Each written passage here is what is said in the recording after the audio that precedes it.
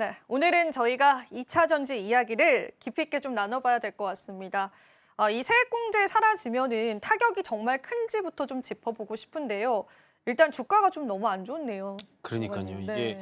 제가 웬만해서 2차 전지 테마를 좀 안 갖고 오려고 예. 많이 노력을 했는데 저번 주에도 이제 LG엔솔이 공모가 하회를 하면서 좀 주제를 갖고 왔는데 조금은 좀 저는 주의를 해야 될 것 같아요. 일단은 지금 뭐 IRA 법안이 폐지가 확정된 거는 아닙니다. 근데 우리가 지금 가만히 생각을 해보시면요. 트럼프 정부가 하려는 거는 관세를 매기면서 미국 국민들에게 감세를 해주는 거예요. 세금을 깎아주겠다라는 거거든요.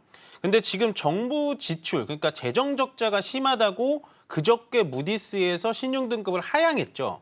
그렇기 때문에 미국 정부에서 또 무디스의 눈치를 안 볼 수가 없습니다. 그래서 현재 미국 정부가 선택한 건 세금도 깎아주면서 전체적인 정부의 지출을 줄일 수 있는 원래 지출했었던 보조금을 폐지하면 거기에 따라서 세금 지출도 줄고 거기에 따라서 어느 정도 남는 금액은 국민들에게 감세도 해줄 수 있는 양자택일의 법안을 선택을 한 거죠.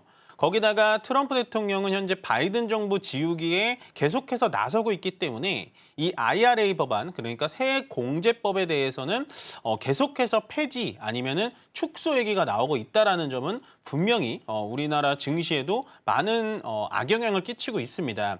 다만 오늘 이제 보셔야 될 부분은 뭐냐면 2차 전지들만 손해를 본 게 아니에요. 오늘 떨어진 거는 뭐 하나솔루션이라든지 OCI 홀딩스, 그러니까 미국 쪽에 현재 IRA 법안은 전기차에만 속해 있는 게 아니라 전체적인 그 청정 에너지, 신재생 에너지라고 하죠. 뭐 2차 전지라든지 태양광, 뭐 이쪽을 신재생 에너지라고 볼 수 있는데 그쪽에 대한 신재생 에너지에 대해서 세액 공제를 처리하겠다라는 얘기가 나오니까 아마도 오늘 2차 전지는 원래 안 좋았는데 더 떨어졌고요.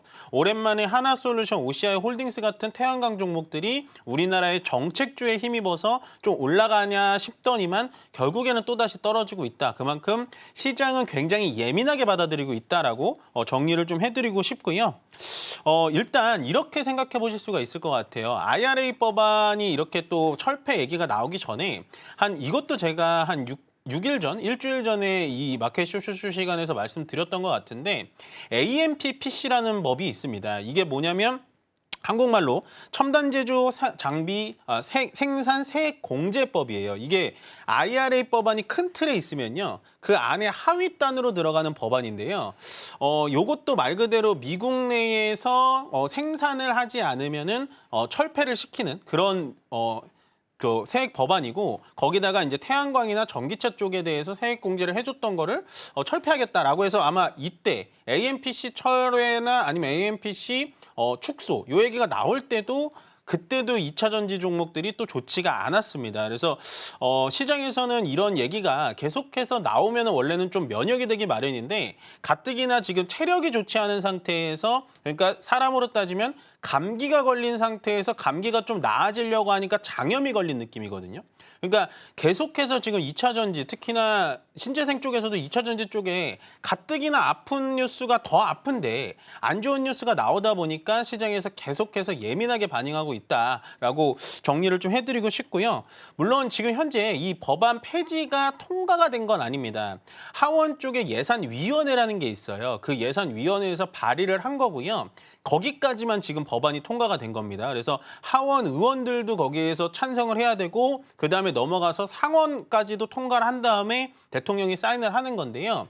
하원은 여러분들 아시다시피 공화당, 그러니까 트럼프 대통령 소속인 공화당이 거의 압도적으로 많기 때문에 당연히 통과가 될 것 같고 문제는 이제 상원이죠. 상원 쪽에서 민주당이 약하게 미비하게 이제 좀 의석수가 한두 석 정도 많은데 거기도 만약에 이제 약간은 친공화당적인 민주당 의원이 또 나타나기 시작하면 어떻게 될지는 모르겠습니다. 다만 제가 말씀드리고 싶은 건 IRA 세액 법안이건 AMPC 쪽이건 지금은 확정난 부분은 없습니다. 다만 주가 자체가 좀 눌려주는 거고 거기다가 현재 대장주로 불리고 있는 LG에너지솔루션, 뭐 삼성 SDI 뭐 이런 거 많이 설명드렸는데요. 지금은 저가를 버티지 못하고 더 내려갈 수 있다라고 말씀드렸는데 그보다도 더 신저가를 만들고 있는 주가 입장에서는 상당히 지금 절대로 들어가서는 안 되는 신규 매수나 추가 매수는 절대 해서는 안 되는 자리까지 좀 내려왔다라는 점을 여러분들 경각심을 좀 가지셔야 된다라는 의견 전달해 드리겠습니다. 네.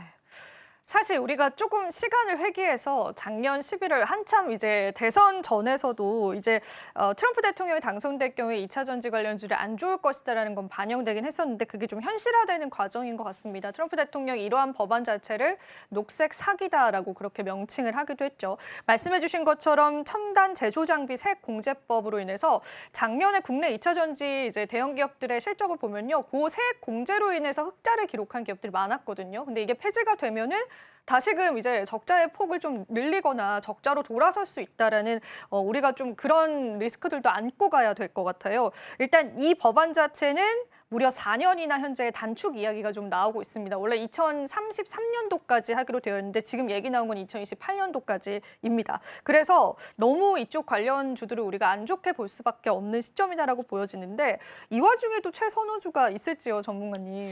어떻게 보세요? 고민을 좀 많이 했는데요. 네. 이게 왜냐면은 제가 예를 들어서 이게 최선호주다라고 하면 그때부터 괜찮다라고 오해하시는 분이 있어요. 그래서 최선호주를 말씀드리기 전에 꼭 주의사항을 좀 아셔야 된다. 예. 최선호주라고 지금의 타점이 아니다. 그렇지만 떨어진 종목 중에서 가장 좋고 가장 먼저 빠르게 회복할 수 있는 종목을 말씀드리는 거다라고 참고를 해주셨으면 좋겠습니다. 저는 일단은 가장 이 세액공제 법안에서 좀 자유로울 수 있고 거기다가 세액공제 법안에서 조금은 더 유리한 기지를 확보할 수 있는 게 바로 포스코 퓨처엠이라고 생각을 하는데요. 제가 일단 완성 셀 업체에서는 저번 주에 삼성 SDI를 말씀을 드렸고 포스코 퓨처엠은 완성 셀 업체는 아닙니다.